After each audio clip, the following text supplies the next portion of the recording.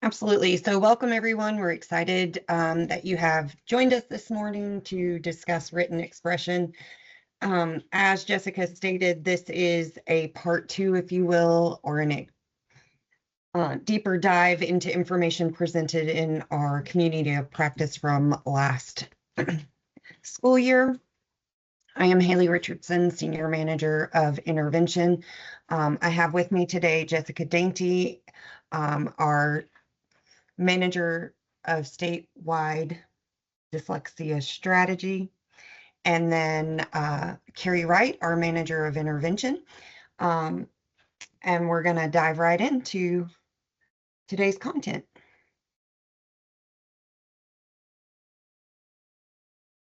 We do have a note as you all begin to engage with us in this space that generative AI tools are not currently permitted. So please note that if you are using one of those devices or applications, you will be asked to we will be removing you from this session, and then we encourage you to join without the use of that particular device or application. You can read the information or the statement about those particular tools through this disclaimer.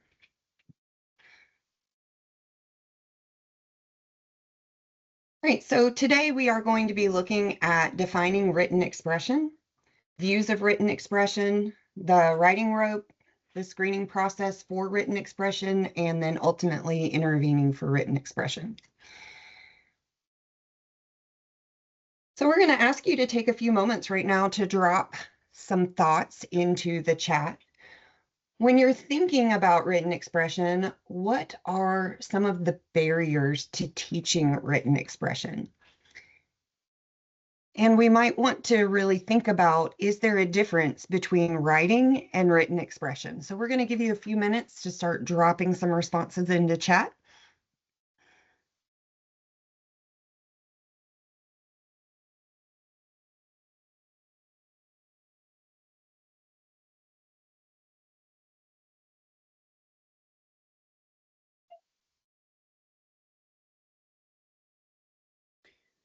So I don't know if you can see your chat, Haley, but we have comments. So I assume this is barriers. Sometimes student background knowledge can be a barrier.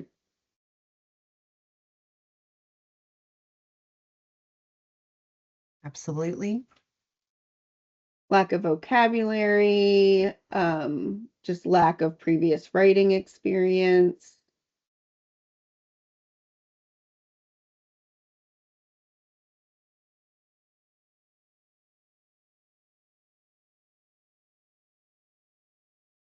And what about, is there a difference between writing and written expression? Any thoughts on that?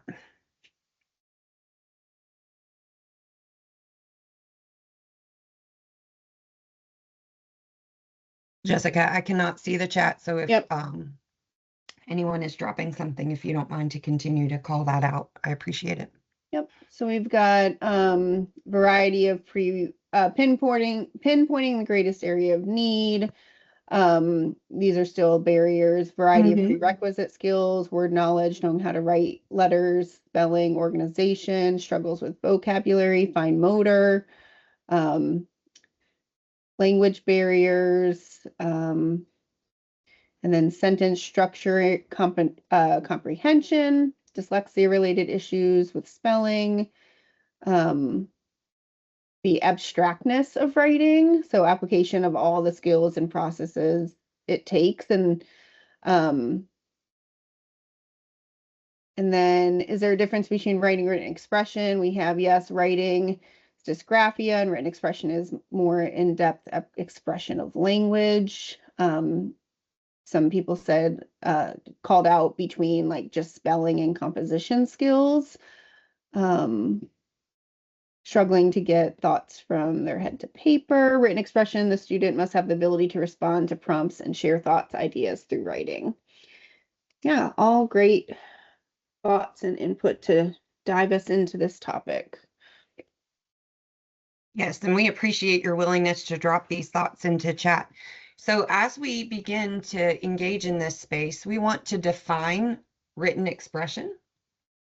So when we're thinking about written expression, it is the process of communicating internal thoughts via writing that accurately conveys thinking, is organized in a pattern that supports meaning making, is legible, and is reflective of age-appropriate lexical complexity, things like vocabulary, syntax, spelling, grammar, all the things that you all have mentioned. So written expression covers a wide range of skills and application that is necessary to kind of synthesize into a space of creating a well-composed piece of writing that truly conveys the meaning intended. So we want to talk today about some views on written expression. And if you joined us in the spring, you may remember when we shared the simple view of writing. So just as there is a simple view of reading, there is also a simple view of writing. And this view illustrates that skilled writing is the result of various skills, just as the simple view of reading kind of looks at those skilled components of reading that produce reading comprehension. So we have transcription skills, which is the handwriting and spelling component. And then we have translation skills, that ability to kind of create meaning making, so vocabulary, working memory, knowledge, grammar. All of these pieces work together to create skilled written expression in a very simplified format. But there is a more complex view of writing that takes into account the pieces that we just discussed, as well as executive functioning. So in the not so simple view of writing, you still have transcription, you still have elements of that translation piece represented in text generation and working memory, but you also have this piece of executive function, which really taps into a person's ability to focus on the work at hand, to be able to plan, to revise, to be able to forward think and backward think. So that flexibility in applying the writing so that, that there's a space for revision. And we do know that if working memory is not in place, then it's very difficult to think back on what it is that you should be writing on, really tapping into that knowledge bank to develop a response, perhaps to a prompt or to begin to create a composed piece. So all of these things are working together to build a space of that process of writing. Jessica, do you have anything to add before we move on? The only thing I would add to, and we're going to talk about this later when we briefly visit executive functioning, that is a very difficult area sometimes to, we think of intervening or instructional supports, but also when it comes to writing, we're thinking about that ability to reflect on our own processes. And I think that's a big part of this too. When we think about modeling the writing process, and we'll talk about this later when we look at some, more advanced writing and secondary writing, you have goal setting, planning, revising, self-regulating, but also just the ability to, that sort of metacognitive ability to look at your own work and determine where to go next. And as Haley said, that forward and backward planning piece. And so while we may not be able to intervene on, let's say, attention, we can provide strategies and supports that focus on specific behaviors and actions to support students in building these skills that have to do with writing. And so all of these elements work together to create a space of skilled writing. Many of you have probably seen the writing rope, very similar in nature to the reading rope, in which you have a wide variety of skills that are necessary to have in place in order to create skilled writing. And you'll notice that they build on each other So starting at that first rope with that first strand with transcription. So if transcription is the ability to form those letters and to be able to create words is not in place, then nothing else can really be built upon that writing space, because there's no place for that work to kind of be expressed. So we have to make sure that we're building in space for transcription.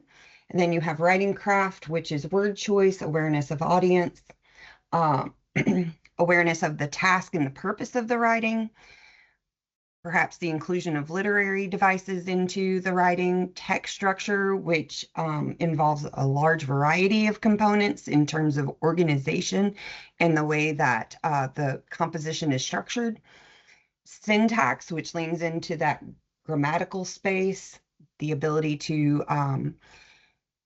structure sentences in a way that create variety and interest, as well as express meaning, punctuation, so that meaning is not lost because we don't have the intended stops in place or expression in place. And finally, that critical thinking piece, that ability to generate ideas, to gather information, to synthesize information, to kind of turn it into a composed thought, and then the process of writing, that whole space of thinking about writing in terms of that organization of writing, drafting, crafting, revising, editing, looking at the work as a composed piece, going back in, finding opportunity to improve, refine, and design a final composed piece. So we know that this skilled process of writing is going to look different as you move through each level of instruction. So starting in kindergarten, writing is going to look different from perhaps that structured space in the secondary education place. So once students move past that foundational level, you're going to see a very different space for writing. So we know that there are stages of writing, such as the pre-literate, emergent, transitional, and fluent stage. So when we're thinking about kindergarten, we're thinking about that pre-literate and emergent space. So these are students who may not have that formalized structure of transcription in place. They're still building oral language. They're still working on idea generation. They may be building that ability for letter formation and understanding those pre-writing pieces that are going to work to form the foundation upon which greater structures are put in place.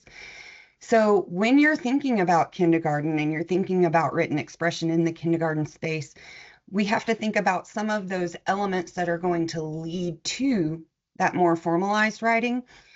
So again, we're not talking about the ability to necessarily compose completed sentences or paragraphs, but rather those more critical pieces that allow us to move into that space. Carrie, Jessica, anything you'd like to add?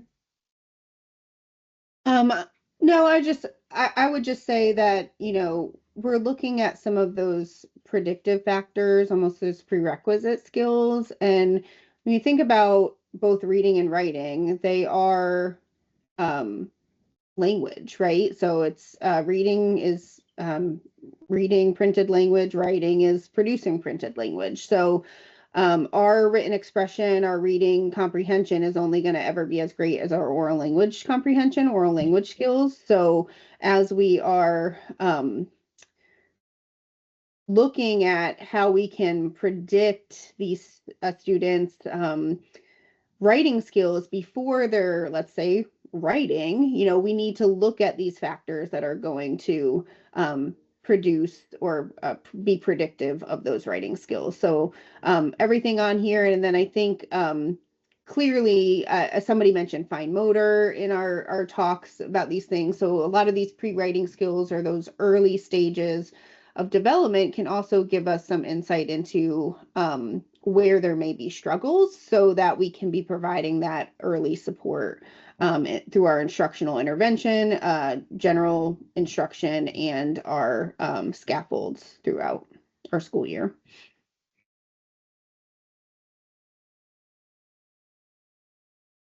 As we're thinking about writing in the elementary or that first through perhaps fifth grade, sixth grade space, we're looking at continued explicit instruction for handwriting. We're going to touch on this a little bit later, but it does take about 2 years for a true knowledge and ability to fluently apply a font within handwriting, and that comes from modeled formation and practice with corrective feedback. So we're talking about a space in which we are actively instructing, providing instruction for the formation of letters, for using specific strategies for teaching handwriting, and then supporting that with corrective feedback and helping our students form those letters correctly and make sure that we're putting spaces into the work to provide opportunity for understanding. Elementary is where we're working on foundational syntax, understanding sentence structure, recognizing the proper use and purpose of punctuation. We're developing writing craft, looking at building that vocabulary and the use of a variety of words designed for really building out what we want to say, understanding the purpose of writing, writing in response to prompts or tasks, and recognizing that audience has influence on how we are writing a piece. And then, of course, those more specific patterns of organization, such as sentences, paragraphs, multi-paragraph compositions. Also included in this might be the structures of writing, or perhaps, whether we're talking about a problem solution or sequenced form of writing. So, how to utilize types and forms of structures to help additionally convey meaning.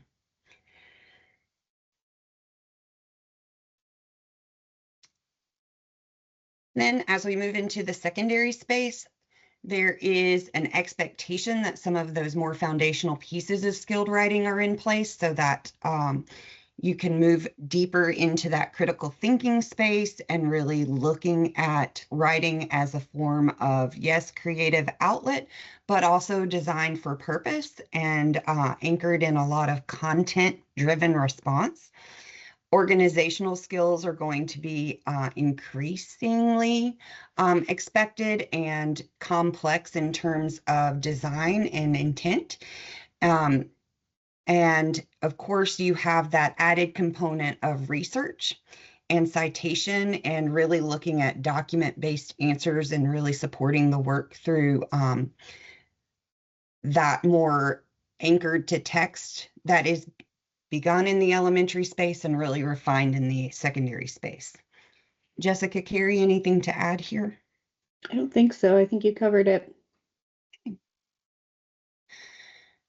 So as we're looking again at the writing rope, you can see that all of these structures are necessary to really create a space of really skilled writing and to really bring our students into a place of being able to effectively communicate in that written composition, and to be able to be flexible in application and varied in structure and response to create pieces of written work that truly express intended meaning and match the internal thinking to what the final product produced is. So as we're thinking about supporting writing, we have to kind of think about how are we going to screen written expression? And again, if you joined us previously, you know that we have presented information on 2 models of written expression assessment, which are those curriculum-based measures, which typically look at the total number of words written, the total number of words spelled correctly, and then that correct writing sequence, or how many words within that written space follow the correct conventions and spellings and application of punctuation, capitalization, those types of things. And then we also have pulled forward that rubric measure. Typically, rubrics are part of your high quality instructional materials that you may have adopted, or perhaps you have some school or teacher created rubrics that work in conjunction with authentic writing tasks and help you analyze and support and pull forward specific features of that composition that you're looking for students to be able to produce in response to a specific task or request or audience or component of that particular instructional space. So here we have 3 examples of three different students writing, and we're going to analyze these particular examples in terms of the CBM measure. And then again, we're going to look at it in terms of the rubric measure and kind of look at what is the intent of these 2 ways of looking at written expression and what can we gain from looking at writing in these ways, and how can we use that information or those data to then make determinations and decisions about how to best support students with their written expression. So as we're looking at student A, when we are applying CBM measures, we are going to look at first the total number of words written.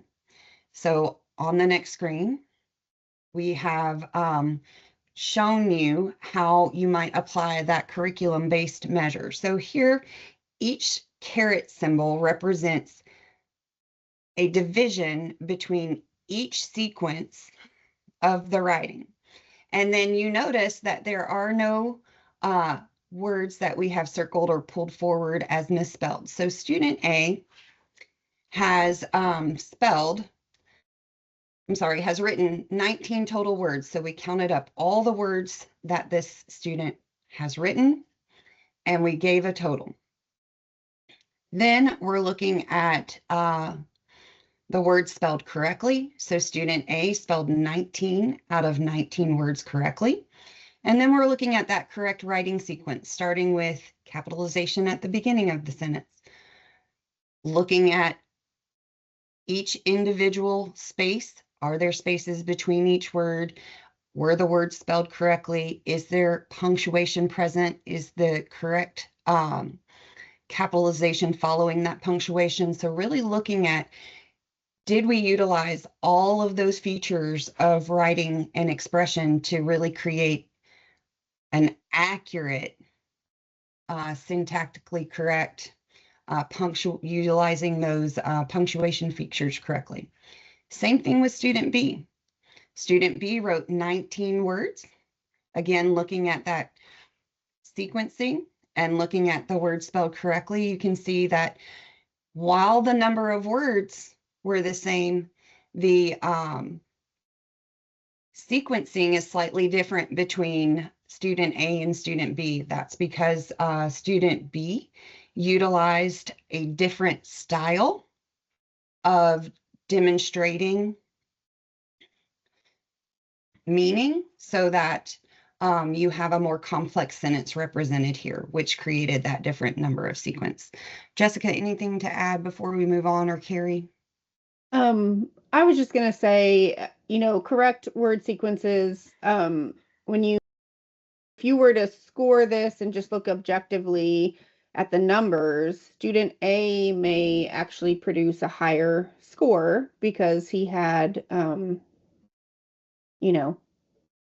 more correct word sequences. But when you really think objectively, we're going to talk about quantitative versus qualitative as we go through, which sentence is the more advanced sentence? It's student B, right? So while we want these numbers, they're useful for tracking growth in certain areas. We need to make sure we're also thinking about the content, and Haley's going to dive into that more as we move forward.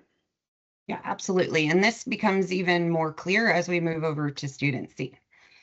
So here we have student C who had, you can see, a large number of misspelled words. So the total number of words written was 23. words written, but when we're looking at words spelled correctly, only 9 out of 23 words were spelled correctly.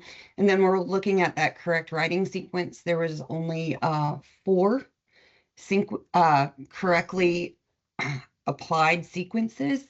And so if we were looking strictly at this quantitative or numerical way to interpret the writing, we may think about student C as being a student who is going to need a lot of support in written expression, because we can see that in terms of this information, we have some areas that we're really concerned about. But if we take a different look, we might come to a determination that looks a little bit different than perhaps these data alone are indicating. So let's look at student A and student B and take a little bit closer dive at what these data are revealing to us about written expression. And Jessica kind of touched on this for us previously.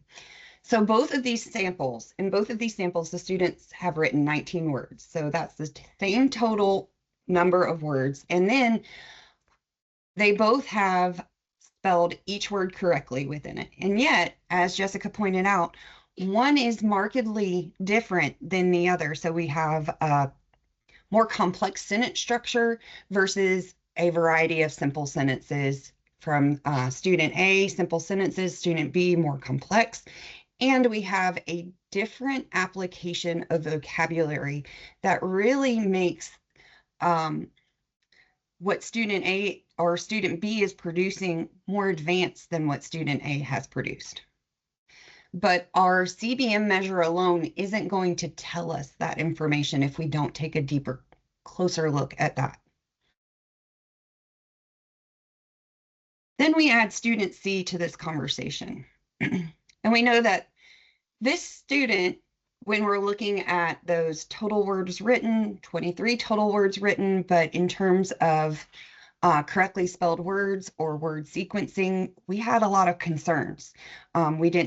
We saw a large number of spelling errors, and then of course, the correctly applied sequencing is not in place. However, if we took a closer look at what was written, then we may determine that really this student C has the most grade appropriate linguistic skills, but does not have those orthographic skills. So in terms of written expression, I may not be as concerned about this student's ability to express their thoughts as much as really supporting the student in their ability to refine their spelling and those more detailed pieces of, syntax and capitalization, punctuation, those really critical pieces that help further demonstrate and express meaning that are not in place with student C. But again, looking at what student C has written in comparison to, say, student A, I may be more focused on student A and want to take a deeper dive into student A in terms of written expression versus student C. Jessica, anything to add here, Carrie? I think that this just points out how important it is, and we're going to talk a little bit about written expression versus spelling and where spelling fits in a later slide. But I think asking these questions is really important so that we understand what is limiting a student's age-appropriate ability to write age-appropriate text. And for student A, it's maybe the ability to create complex syntactic structures, right? He needs some practice with combining sentences, with sentence variety. He may need to have some vocabulary banks, right? Where he can be choosing more complex words. Student C has the vocabulary, he has the complex sentence structures in there. Yes, he could use probably some grammar instruction, pieces like that would support. But what we're really looking at is a foundational spelling deficit here, right? That is probably linked to, or we see in his reading as well. But any deficits that are in reading are going to be magnified when spelling, because spelling is a more complex task than reading is.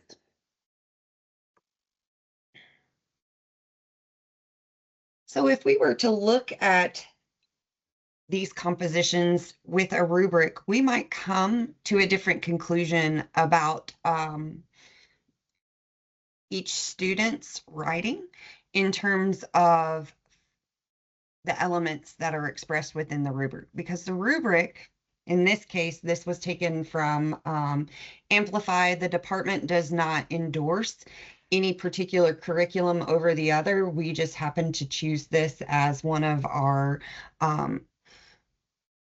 approved curriculums for adoption. So when you look at the rubric component, we may see that these students, in terms of their actual development of writing and ability to express thinking, may sit in very different places than what the CBM measure revealed.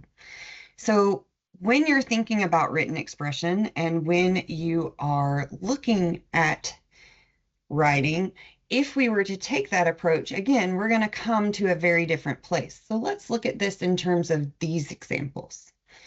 So if we're looking at 1, 2, and 3, students 1, 2, and 3, and we're thinking about written expression, what could we say about writing in terms of CBM measure, or perhaps that more qualitative measure of writing? I'm going to give you a moment to kind of read and reflect on students sample 1, student sample 2, and student sample 3.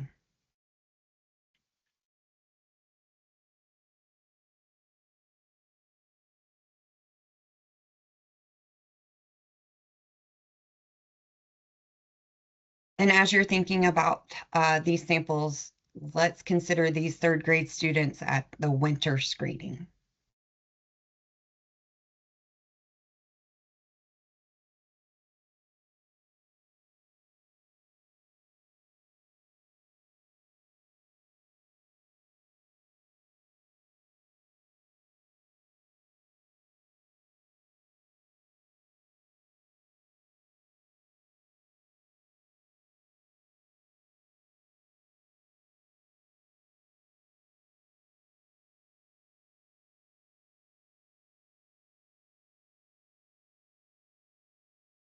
So Jana, the prompt was, and I don't have it in front of me exactly, but I believe it was, Haley,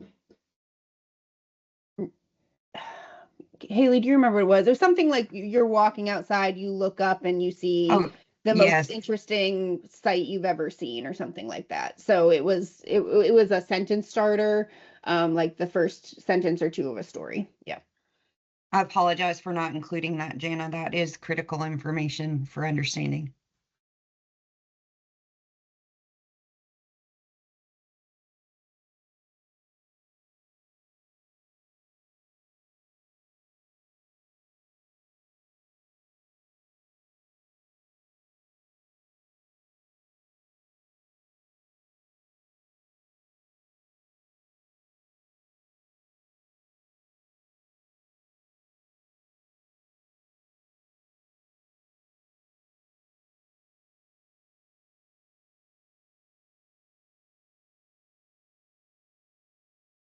So thinking about these students, which student might you consider as a student who you would want to look a little bit closer and want more data on in terms of written expression and potentially providing some written expression intervention? Would it be student 1, student 2, or student 3? And you can drop that in the chat.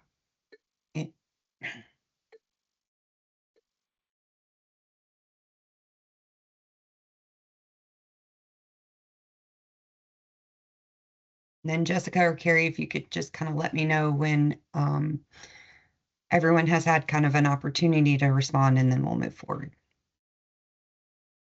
So thinking about written expression, thinking about those elements of written expression, who would you be most interested in looking at more information to make determinations about specifically written expression support?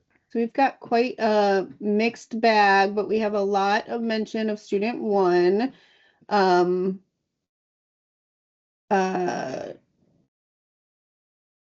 But also some mentions about trying to confirm why student 1 doesn't like writing and maybe look at some other pieces to determine what, whether it's the attitude or the actual ability that's in the way.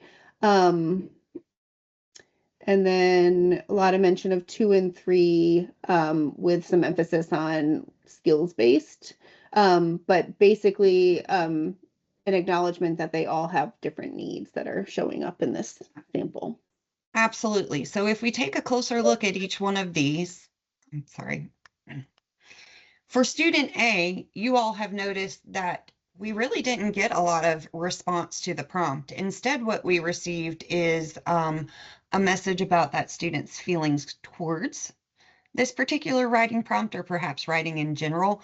But if we really take a closer look at what this student has produced, we notice that they do have some elements in place that would indicate that they understand pieces of writing and being able to express themselves in writing. So you see that they do have some capitalization in place. They have some punctuation. There is some correct spelling. We notice that yes, they misspelled board here, but you can see that they accurately used it in multiple places. There's a conjunction in place. While they did exchange a T for a D here, by and large, they have some elements of writing in place. So yes, we would want to know more information about what's happening with this student, but we can see that there are some elements of written expression and composition in place for this student. When we look at student 2, we notice similarities in terms of capitalization, some punctuation, but then we start to notice some spelling errors. So perhaps you see the ED is missing in each opportunity or each use of that ending.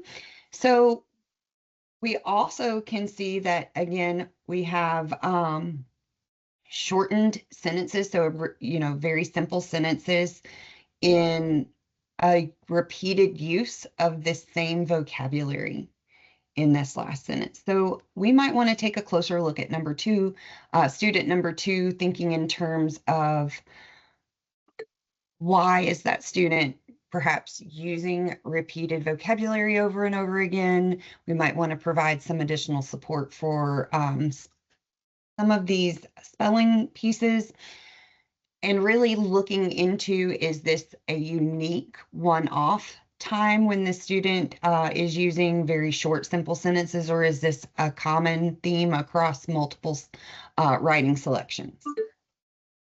When we look at student 3, this student probably has the most significant errors in terms of spelling. It says, I saw an alien and a spaceship. There was lots of bright lights and a humming sound. I felt scared.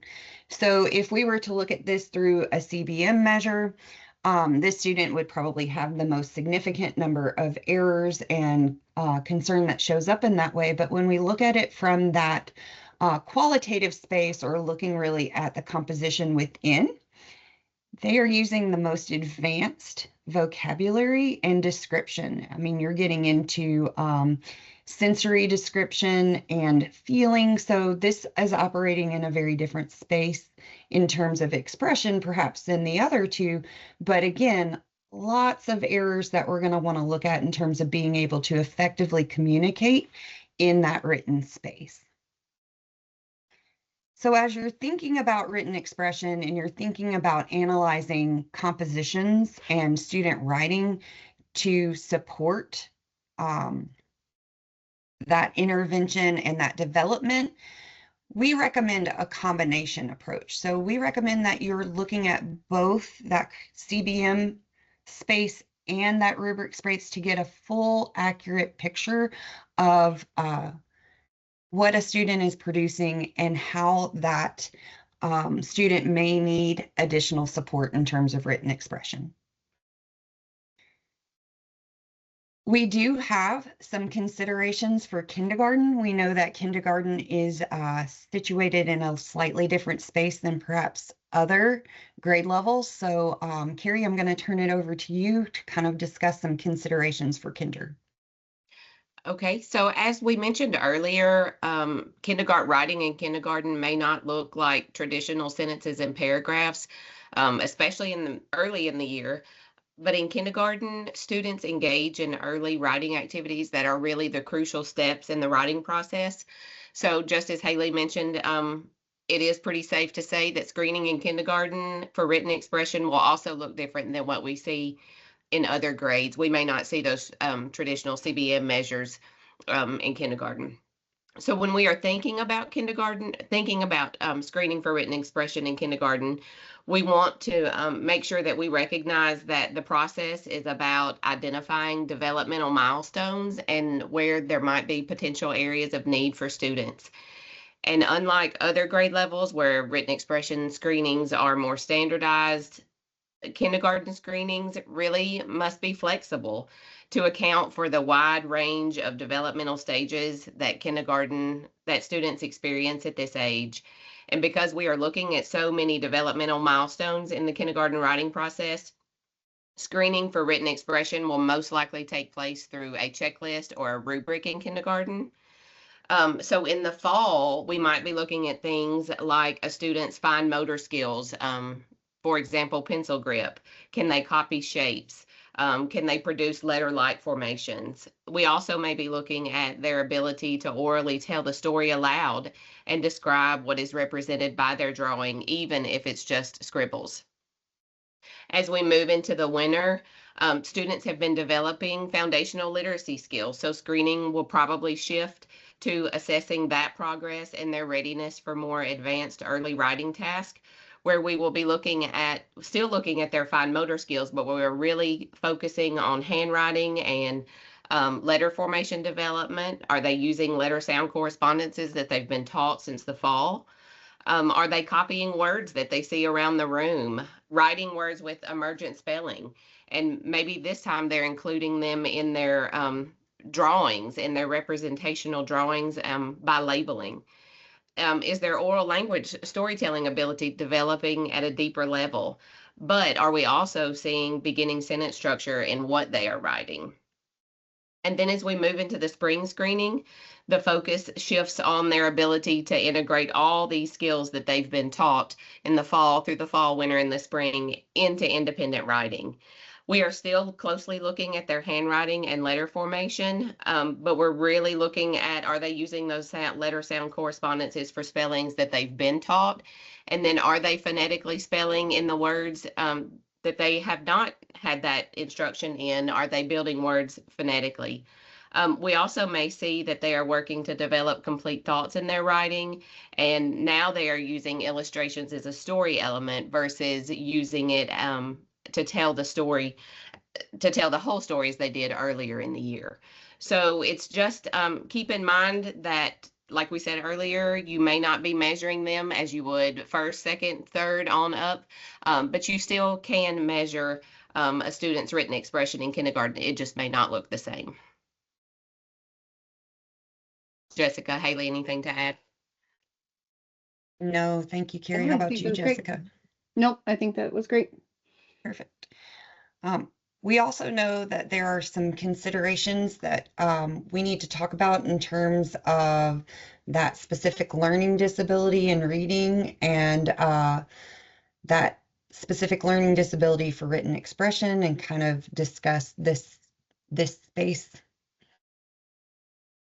Jessica, do you want to discuss this?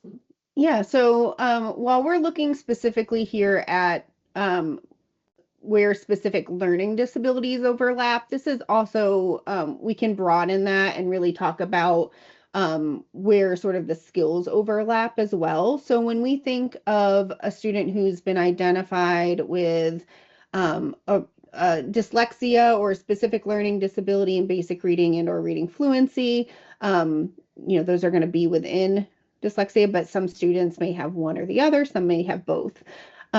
That is, dyslexia is a disability that impacts the ability to read and spell words well. So when we think about written expression, though, a specific learning disability and written expression, as we talked about earlier, think of that writing rope. There are so many more pieces that go into skilled writing than just spelling.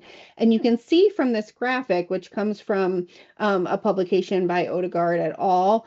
In 2020, that the overlap between what we see as far as word level difficulties from a reading standpoint overlapping with difficulties in written expression, the spelling piece is where that overlap is. So when we are looking at these students, and I think this was illustrated really well in thinking about both student A, B, and C, and then that student sample 1, 2, and 3, we had 2 students, student 3 and student C, who had perhaps the most advanced written expression in the sense of vocabulary, oral language, complex sentence structure, but the deficit lied in their spelling. And if we're thinking about how are we going to support that student, they need that probably instructional and intervention support in those foundational skills that are going to bolster their spelling ability.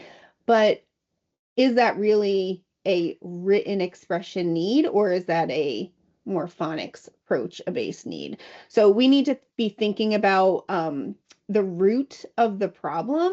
And sometimes I think too, when we see students who are writing really simple sentences, so I think of student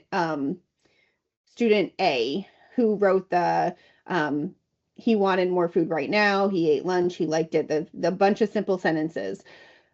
That student we would look at for written expression, but also you have to ask the question, why did they choose those words? Are those because those are words they feel confident that they can spell and they don't have the skills to or confidence to spell more complex words because of these deficits? Because every word that they used are very simple. Depending on that student's grade level, they could be words that student has mastered. So I think those are still questions to ask, even when we do think written expression is an issue, to determine, is the written expression limited because of the choices the student is making, because of these foundational deficits? Because you may need to support both areas as well in certain cases.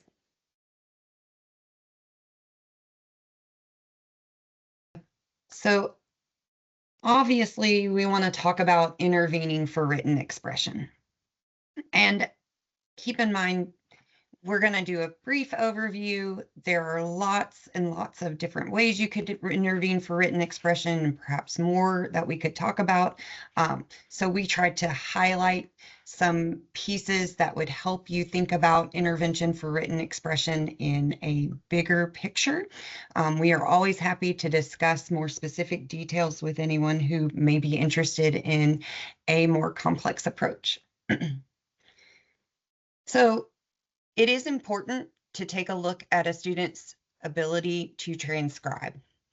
Writing skills are going to be critical in terms of that starting point of being able to create the letters that are going to be linked together to form words, and then ultimately sentences that are going to be able to clearly express that student's thinking.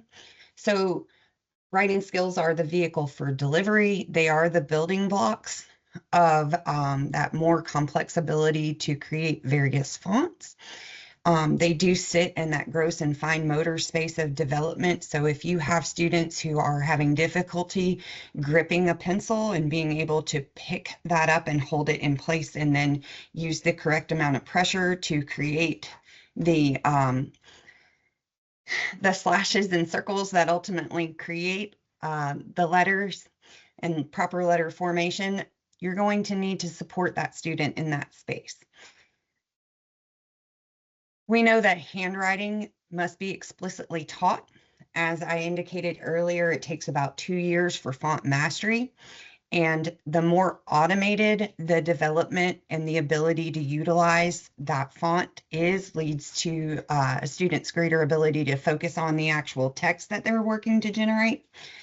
So the more a student has to think about letter formation, the less capacity they have in that space to think about what they want to say, because they're focused on how am I going to create the letter or the letters that are going to form the word that I'm working on now.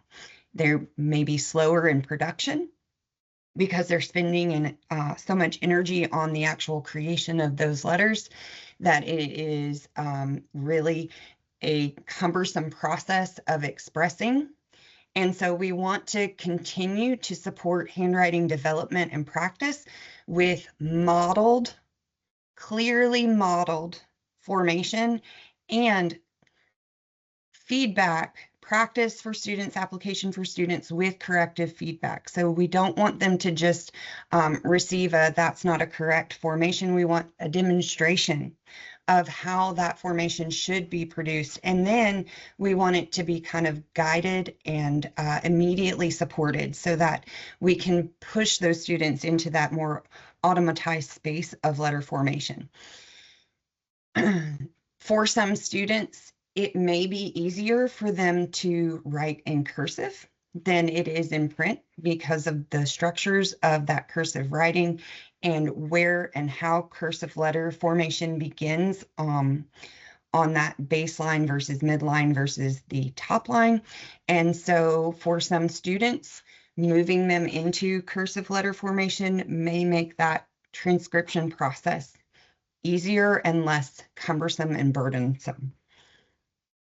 Keyboarding is certainly a component of transcription, and eventually we do move all students over into that keyboarding space.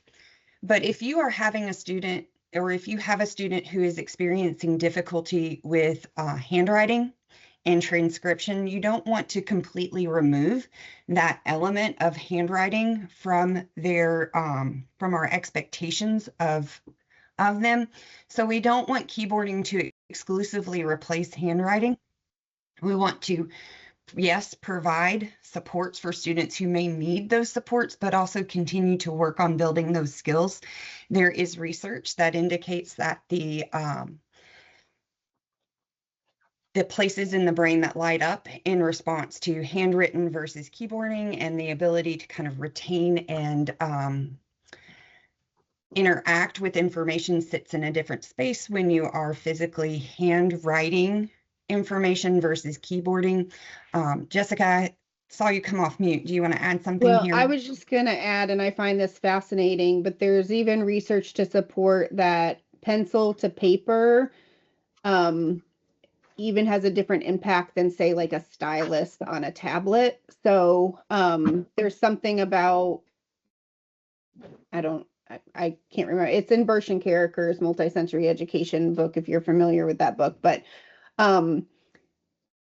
that orthographic mapping, the support to orthographic mapping and moving those images over into our long-term memory, that action from the hand to the brain is really supports that those lexical representations in our mind that is going to help support both recognition and reading and recall for spelling as we move forward. So I think just making sure that, and I think this especially comes into play with older students who may need accommodation considerations, that, as Haley said, even if we're accommodating for, let's say, longer writing tasks and keyboarding is an issue, if there are those more foundational deficits, we do want to make sure that we're not accommodating at the expense of continuing to build the other skills. We want to make sure that we're still building those skills and giving instruction and modeling and feedback,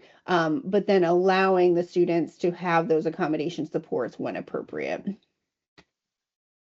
Absolutely. And then when we do move to that keyboarding space, we also want to make sure that there's explicit instruction in the use of that particular device and the keyboarding symbols and the ability to type effectively and efficiently, because we know that that is another really highly refined, developed skill that may also impact that student's ability to express themselves in writing if typing then becomes a barrier.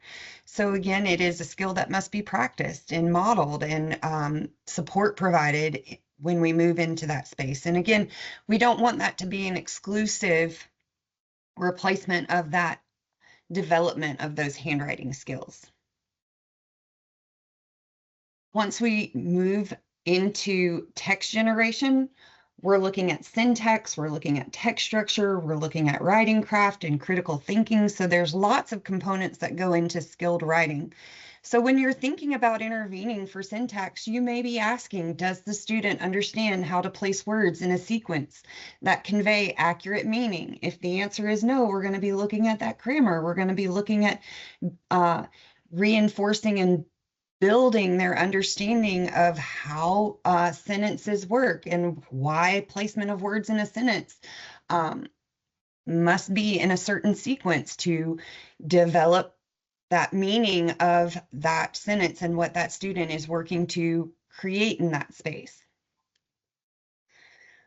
When we're looking at text structure, we may ask, does the student understand how to organize thoughts in a way that supports purpose and develops understanding? So do we have those critical elements of organization and transition language and recognizing when to use narrative versus informational structures? Does the student recognize the need to begin a new paragraph, or does everything kind of flow into the same space? So all of these things might be considerations as you're looking at student work and determining how to best support and build that student's ability to express themselves in writing. As we move into writing craft, now we're thinking about, does the student understand how to create composition with a specific purpose in mind? So are they considering their audience or the purpose of the writing? Are they able to utilize appropriate grade level vocabulary? So are they using those more complex words? Or are they staying with the more familiar words that they feel confident that they can utilize and write? But when you're talking to that student, are you hearing that they're actually utilizing more complex vocabulary that's not showing up in their writing? And then, does the student understand literary devices? Do they know how to utilize these features to enhance a composition? So are they able to create works that really engage a reader? And are they able to use those more refined features of writing craft that help create, provide interest and depth to a piece of writing? When we're thinking about this idea generation and critical thinking, does the student know how to generate topics for the composition? You can probably think right now of some students who sit after being given a writing task and just for long periods of time trying to come up with something to write. So how can we support that space? Does the student understand the process for gathering resources and information when writing in a response to a prompt? So if we are asking students to support their thinking with evidence from the text, do they know how to engage in that space? Do they know how to go back into the text and find that sentence or that piece within the writing that's going to support what they're trying to say and honor that citation piece? Does the student understand the writing process and the cyclical nature of writing? So are they operating in a space, or are they able to operate in a space where they start that brainstorming process and then move into composition and then revise, refine, reflect, add vocabulary, edit? You know, are they able to do that process of writing that so often comes up in that more complex space of writing? All of these pieces are going to work together to produce skilled writing. So if you have a student who has perhaps needs in a variety of areas, you're going to want to support these areas perhaps in a combined space. We know that executive function can have huge impacts on the ability for a student to do many things, including written expression. So how can we support that executive functioning piece? Well, we can use graphic organizers to help them kind of pre-plan their writing. We can check the steps of the writing. We can use checklists, sharing a rubric in advance that kind of outlines the writing tasks and the expectations embedded within that task. We can model our thinking and model that process of writing. So we can demonstrate for students how we might engage with that task, how we're going to go through that writing process. What does brainstorming look like? What does it look like when I have a finished piece and I'm ready to go back and start revising? When do I know that my work is finished? Is work ever finished? Really engaging with students in this space of recognizing and supporting these external features that are necessary for supporting executive functioning so that more energy and effort can be spent in the actual production of writing. Finally, we know that writing shows up in all contexts and all content. So as you're thinking about developing written expression for students, we also want to develop cohesive practices across instructional spaces.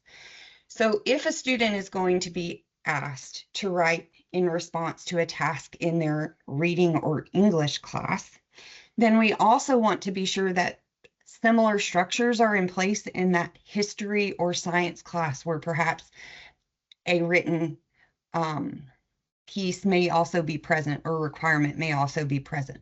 So we want to be sure that we're norming and creating consistent or similar tools across settings, that in every space we're chunking steps as needed, that we're teaching and applying strategies across the various disciplines, that we have come together as a collaborative team to establish normed expectations for writing. So no matter whether it's a written response for a math word problem, or if it is a response to a question in history, or perhaps an essay in English, we're kind of creating expectations that show up across these spaces.